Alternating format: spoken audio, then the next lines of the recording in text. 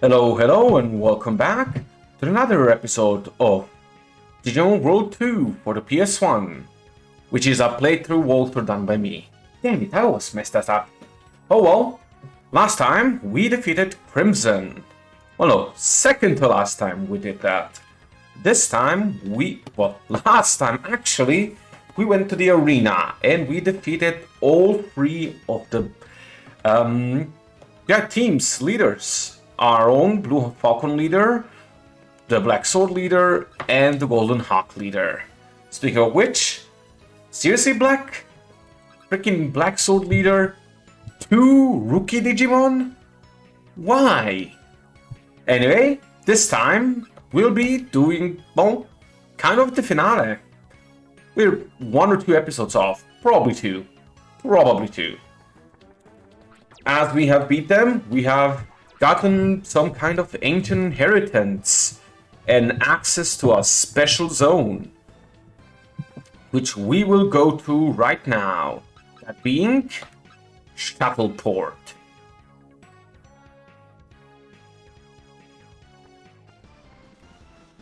Salute? Aren't only we supposed to know of this? Why are there 3 randos here? Welcome, Akira. We've been waiting for you. Chief Engineer Maestro has completed all checks of the shuttle. Will you be departing to the Kernel Zone right away? Yes, I will. Really, game? You're not even going to give me an option to say no? Well, here we are. Oh, we're not using the teleporter? Okay. At last, I'll get to meet the Guardians, who we've known about for all of, like, a few episodes, I guess. CGI cutscene? Wow!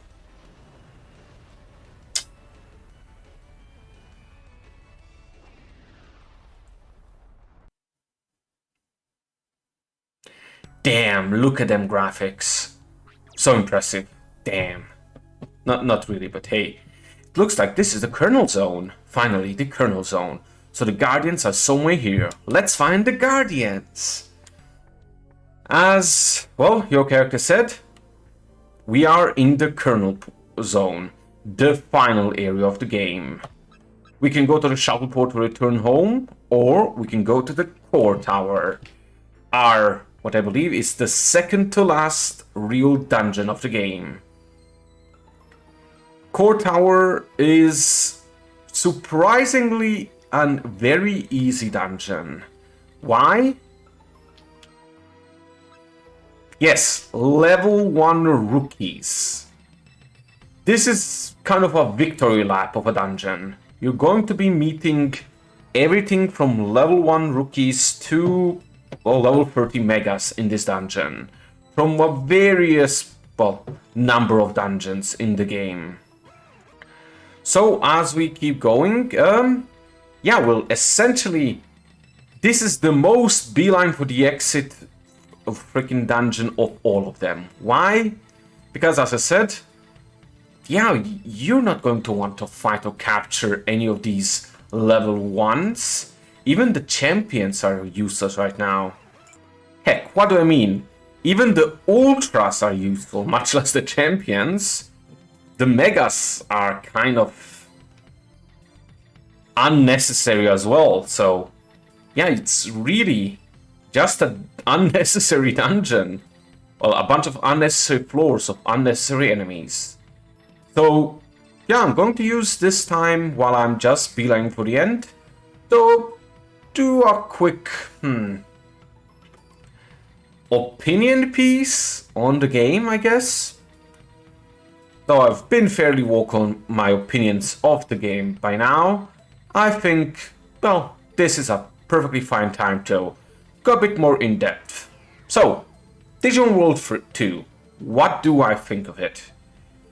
Well, first and foremost, I think it's good to say that, well, this is the game that means a lot to me because of my childhood. So, you know, anything I say is going to be quite biased, so take this with a grain of salt. But in general, I'd say it's quite a entertaining game. It has a lot of flaws. Majorly the pacing issues, I'd say. Battles take too long. Animations take quite long. Even entering a battle, the loading screen there is quite long. Dungeons like this one, going floor to floor, can also be exceedingly long, with no real option to speed it up. Unless, I guess, you're using something like an emulator, but I don't think that's something you can use to excuse issues to the game, especially if you consider the original state of it. Another issue I'd say is, well, normally you'd like your player to be able to avoid dungeon hazards, or at least to have a meaningful choice in going to dungeon hazards or not. Like, most of the times we have sensors which can detect mines, bugs, nests, and so on. But they're not perfect, which means you're from time to time just going to step into a mine or into a bug nest. And that would be fine, honestly, if it wasn't extremely punishing to do so from time to time. A return bug can absolutely ruin you, especially since you can't react to it unless it's already on the floor. What's it called? A mine can absolutely ruin your HP. Also just, well, send you back. Honestly, the game has some real pacing issues. I mean, I for one can't exactly think of a better method to use dungeon hazards other than just, well, make dungeon hazards less extreme, perhaps, but perhaps more common. Like, smaller amounts of damage, but they are more common to see. Return bugs not being a thing at all. Stuff like that. Honestly, bit bugs and energy bugs are great. Love them. I mean, I hate stepping into them, but I love them as a mechanic. Bombs that deal like 2k damage to you, or nests that just kind of send a little Digimon home. Not so much. Not so much. But let's stop talking about dungeon design and battles. In terms of variety of attacks and techniques, there's, I guess, a decent amount of animations for that, but a lot of attacks end up feeling very samey, if that makes sense. Like, you have one AoE and you have a different AoE, and they both kind of do the same thing. So, why kind of even have them? I mean, I understand that you kind of can't put that much difference into abilities, but maybe the issue here is that a lot of the stats in the game feel both useless and all-encompassing. You only really have attack, defense, and speed on a Digimon. And yeah, they just, sometimes it feels like defense, attack barely matters, and all that matters are your techniques. And sometimes feel like, well, defense kind of helps you against everything, attack helps you for everything, and that it's too good. The third game does a much better job, if you ask me, in terms of defenses at least. Giving you both elemental defenses, meaning that, well, you can be resistant against specific types of attacks, like fire attacks, ice attacks, machine attacks, dark attacks, but also giving you both a defense stat and a special defense stat.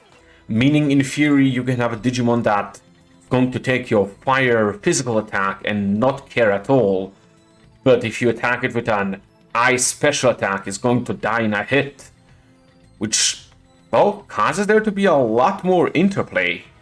Of course, the third game has a lot more options in attack for each Digimon because, well, of a variety of things that, well, we'll talk about when we get to that game.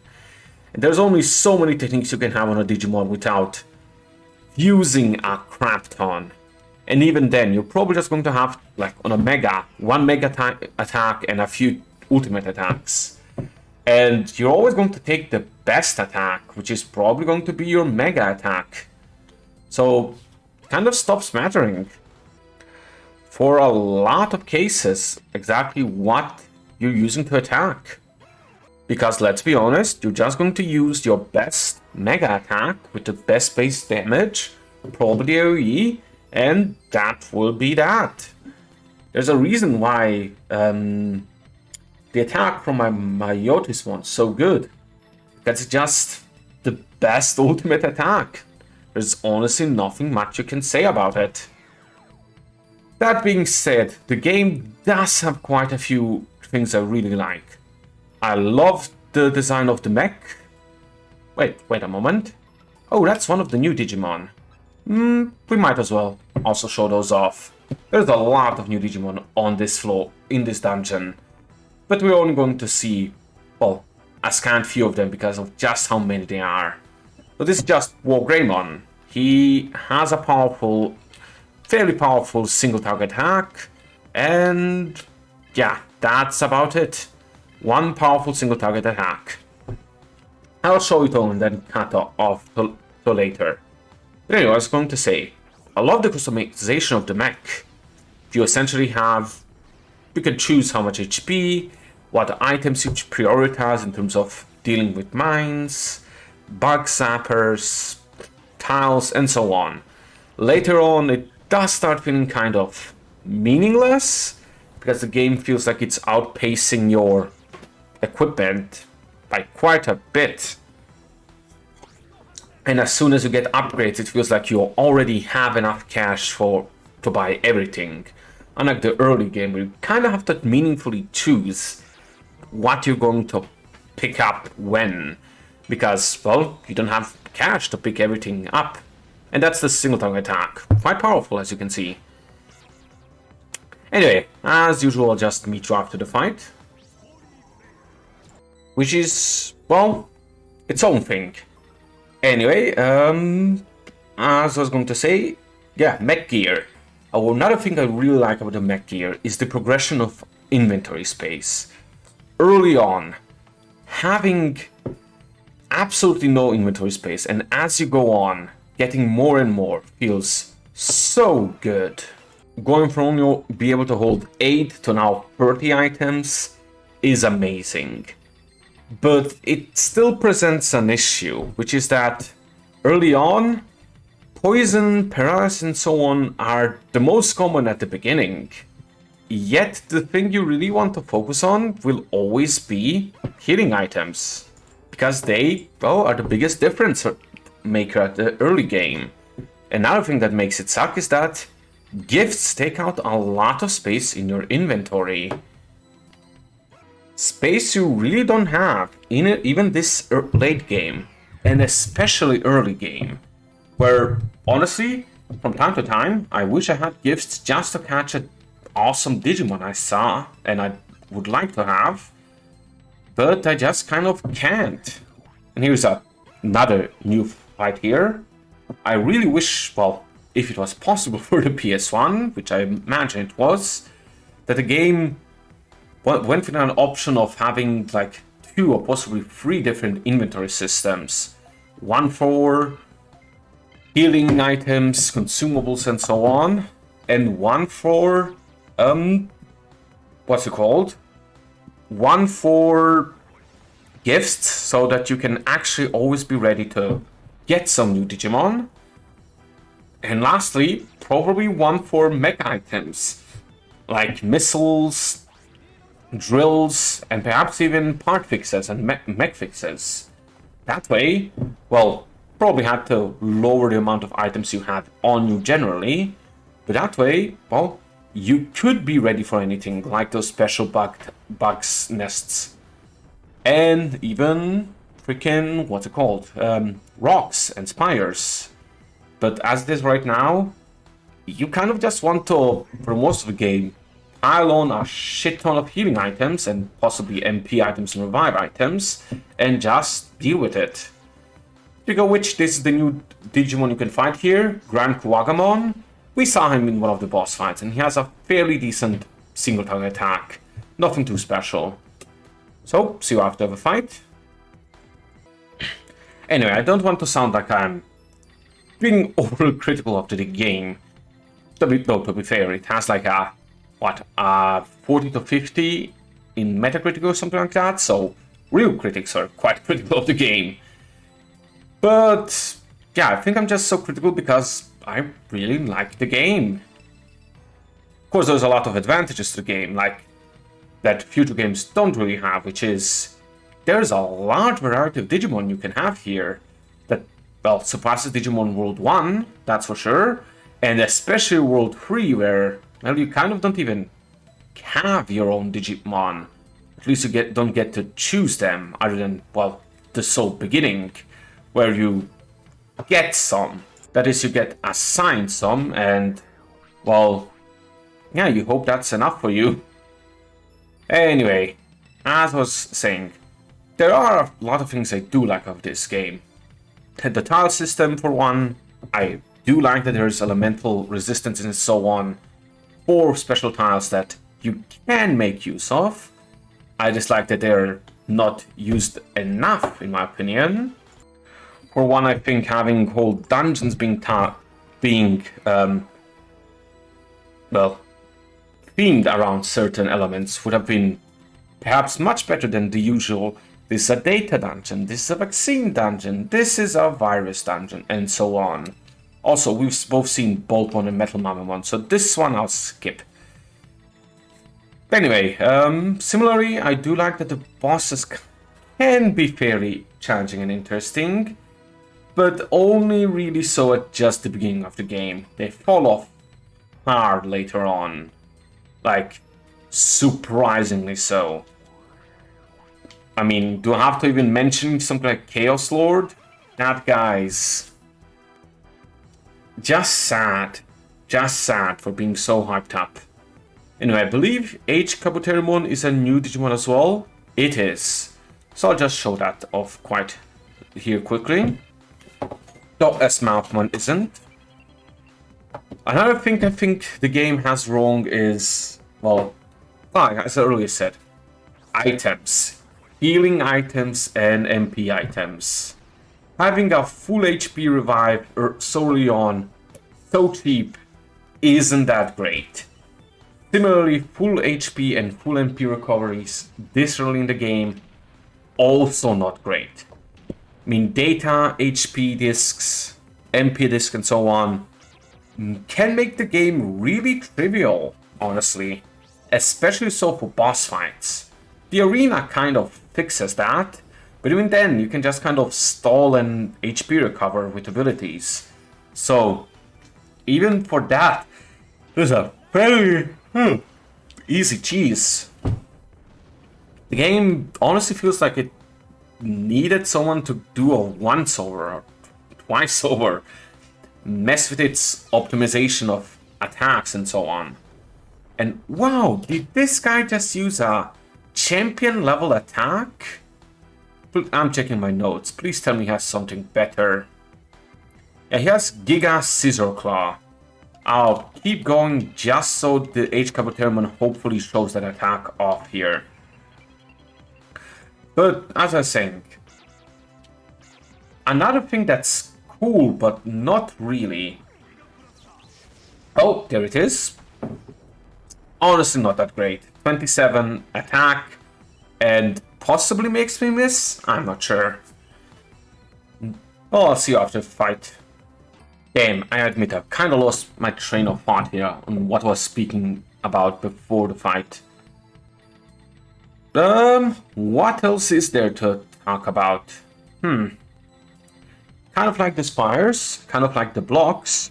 They do make for interesting gameplay, although I wish they weren't hidden sometimes, especially with the huge damage they do. Or that you can have, well, more inventory to combat them. What else? Oh yeah, I was talking about how good items are, aren't they? Wasn't I?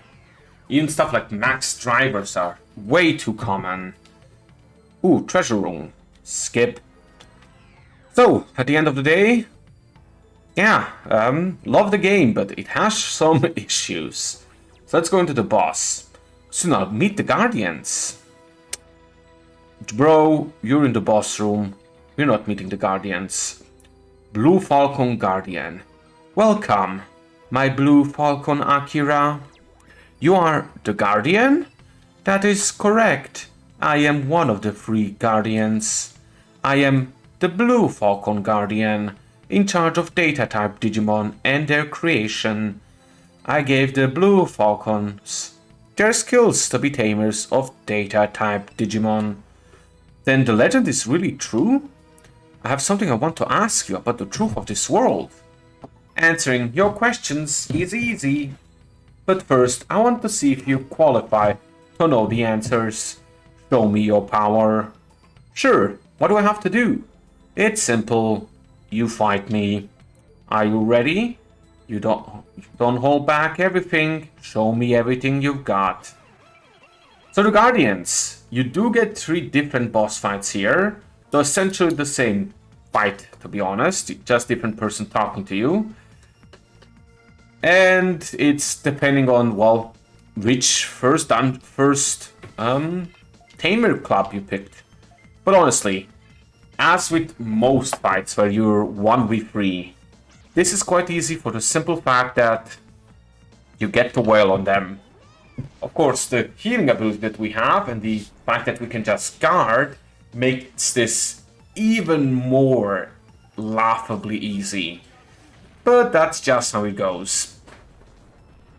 Fights, especially boss fights here that are 1v1, could really have used with some kind of boss ability to let them have 2 actions instead of 1. Just to make single boss fights more threatening. Or some special ability that will really let them do awesome things. Like this one. He pretty much halved my HP there. As a matter of fact, I think he really did just halve my HP. He did what, 134? And he has 135 right now?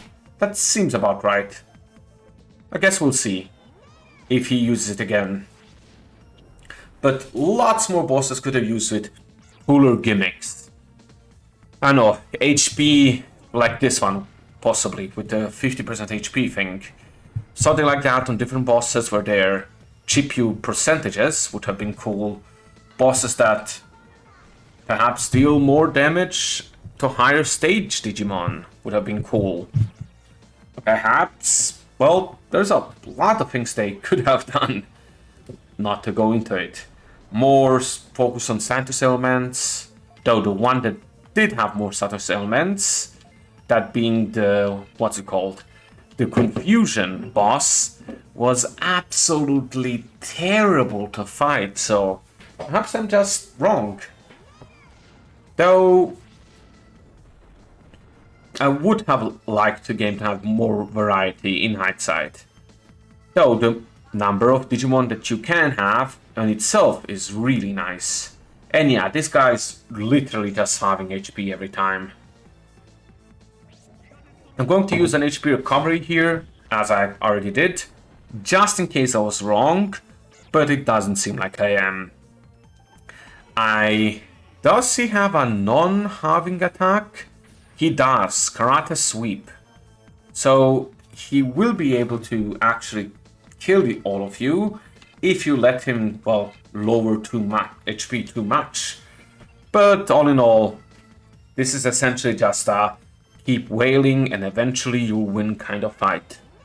Not much to talk about. Well, I guess you do have to, as I said, watch out for max HP or current HP because he is halving. And you don't want him to halve and then kill one of your dudes. But you know, still gotta watch out. What else can I talk about? Alright, perhaps this would be a good thing to bring up right now. The game has one major post-game content, which is a special dungeon, which kind of many games of this type have. A dungeon that is 100 floors deep, with some special items for your mech in it. Essentially ultimate equipment for your mech itself. I am not fond of that dungeon. It is go down to the exit as quickly as possible to the max, because it's 100 floors and you will need every EP you have. It's possibly the first time that you really ran out of EP in a dungeon since the beginning of the game. Which also is something I should bring up. EP, even though it was annoying at the beginning of the game, I kinda love the fact that you have to balance just how far in the dungeon you're walking and how much you're exploring versus going to the exit and so on, with just, well, going to the dungeon. You can't just go into the dungeon and expect to explore all of it, and possibly even be booted out if you, well, weren't careful enough or prepared enough.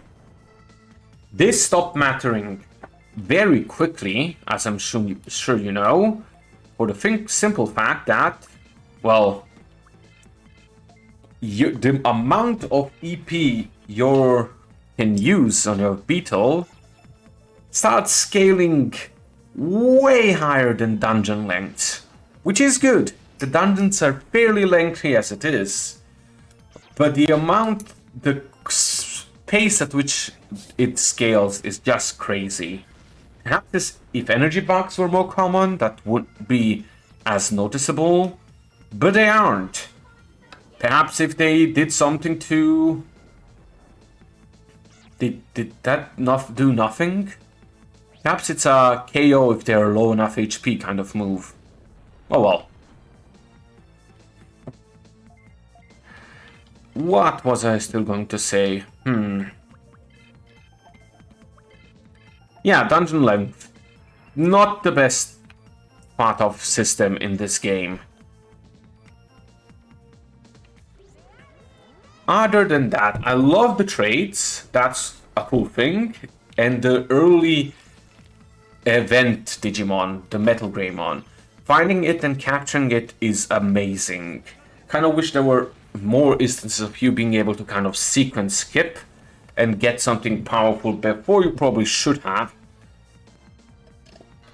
I guess the first Ultra to be traded kind of counts for that. Kind of not, but kind of yes. Let's do another heal because Ice Devilmon's getting real low. Or I guess Venom Myotis one's getting real low. Though so is the boss. At the end of the day, I just feel that the game has a lot of potential. Like, the system of the game could be real cool. Oh crap, critical blow. Okay, didn't actually kill him. I think critical blow is a 1d100, like, chance to instantly kill your Digimon, but it depends on the HP. Like, it rolls a d100, and if your HP is 5, then everything above 5 kills you. Which isn't that good because, well, one powerful melee attack like the Triforce attack from freaking Wargreymon has probably a higher chance of killing a Digimon that's low anyway. If this was a sweeping attack like an AoE that checks everyone, I'd get it, I'd understand, but it isn't, and it kind of shows, because it's really not that good. Anyway, this should be about done. I believe this guy's just going to survive about one more turn. So, let's get ready to finish him. Get ready to rumble. Sorry, just kind of took over. Yep, sliver of HP. Let's finish this off.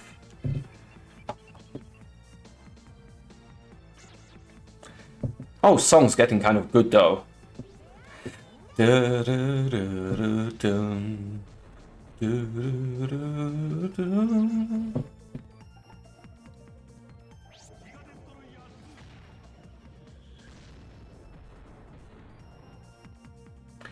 And that's well, the full Blue Falcon leader boss thing, the Guardian. Kiwimon leveled up, and we pretty much should have an all maxed out party at this point, I believe. Incredible, Akira. Yes? I see that you have the right to know the truth, because I know that you have the power to destroy the Overlord Gaia. Overlord Gaia? What is that? Are you introducing a new final boss at this point? It is a huge computer that is out of control. This is what prevents you from going back to the real world, and is turning Digimon wild. Wait, what? But even the ruler of this digital world can be destroyed. This is because the control program installed from the outside world is in effect. Please, Akira, destroy that out-of-control Gaia in the Chaos Tower, or Digimon will still become wild and this world will be destroyed in the end. Once the Overlord Gaia is destroyed, the backup will save the world. Then, you people will be freed from this matrix and be able to go back to the real world. Told you it's the Matrix. Huh? Return to the real world? That's right, the people are not of this world. You are only existing in this world with the aid of the Matrix. The real you exists in the outside world. Then there is a real me? Are we getting Persona here? Never mind. That's correct. Right now, you're like in a dream. Destroy the Overlord Gaia and free everyone from this nightmare. Please. So, that's many plot points to drop at the end here. Bit too many if you ask me. Like, sure we kind of foreshadow Gaia with that bot at the beginning of the game with Kim. And sure there was some foreshadowing of this being a digital world. Other than this literally being a digital world because it's Digimon. But still, it for a long time felt like Chaos Lord was going to be the final boss. Then it felt like it was going to be Crimson. And then, well, now we're at this boss. That Overlord Gaia. Plot could have worked out better if you ask me. Or have more foreshadowing. Or perhaps just better foreshadowing. But that's it for this episode. Next time we're going to go kick Overlord Gaia's butt. So, see you then!